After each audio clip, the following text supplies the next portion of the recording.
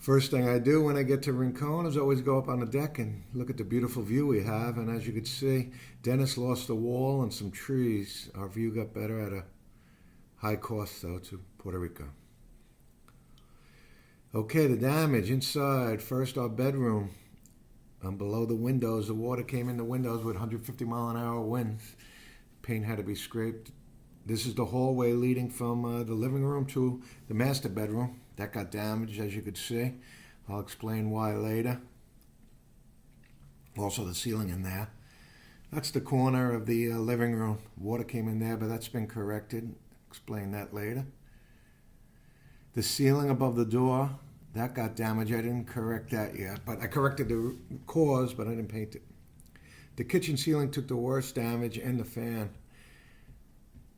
as you could see. And with that kind of paint, I decided the best thing to do would be to scrape the whole ceiling, get rid of all of that, put in a new fan, and as you could see, looks 100 times better.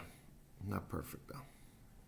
This is the bedroom that it leads out to the front deck on the street. As you can see, the water damage underneath the windows, and a new color to brighten the day. This is the bedroom that leads to the back deck on the second floor, underneath the air conditioner. Had to be scraped again. And new color. Nice deep blue.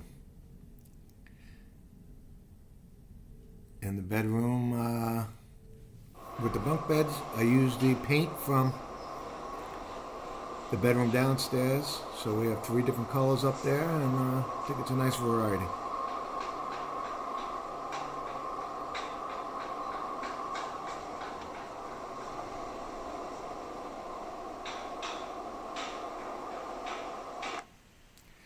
This was the ceiling fan on the back deck. Everybody lost their outside ceiling fans. The winds just made it into a propeller and it took off. So I went to Home Depot and replaced it. I think that was a pretty nice one. I might get another one for the other light in the deck. Took a picture while I was up there. The vegetation took a hit. A lot of dead leaves, a lot of overgrown weeds. Had to be cleaned up. And that's how it looked after I cleaned it up. That section.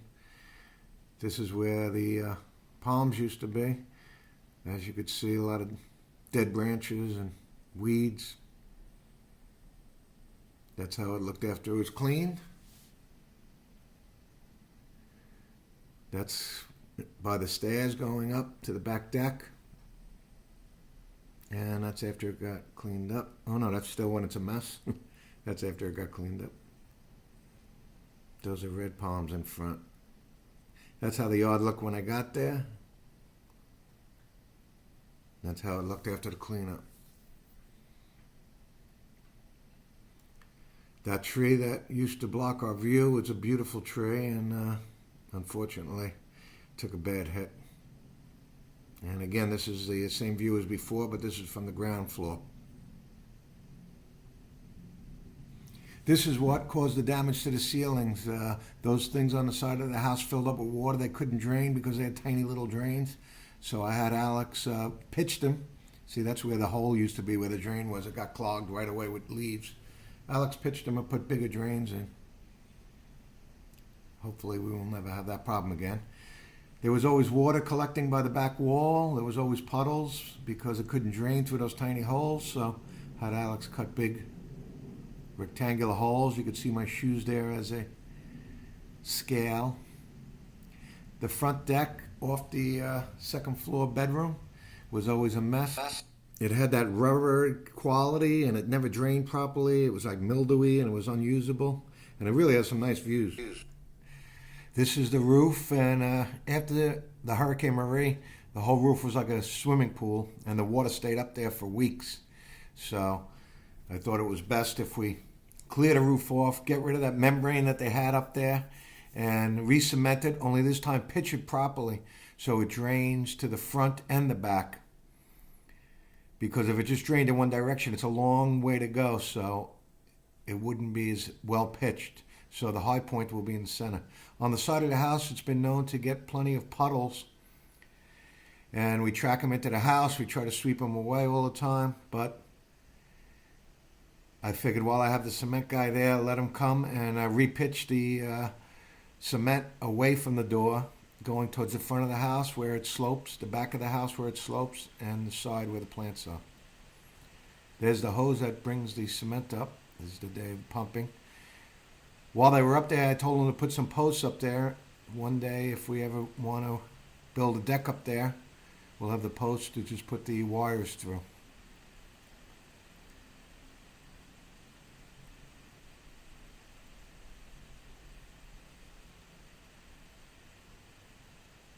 Okay, this is half of the roof has been pitched now.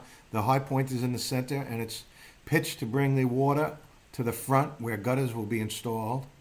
And then it'll be pitched the second half towards the back where gutters will be installed.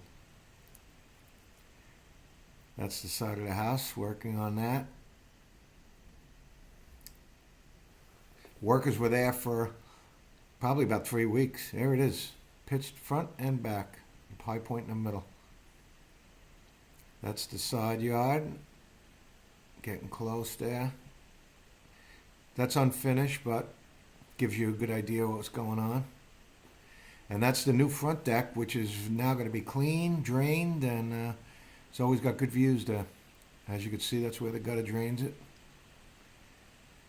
The posts again. And a spectacular view from the roof as sunsets at night. There's the gutter.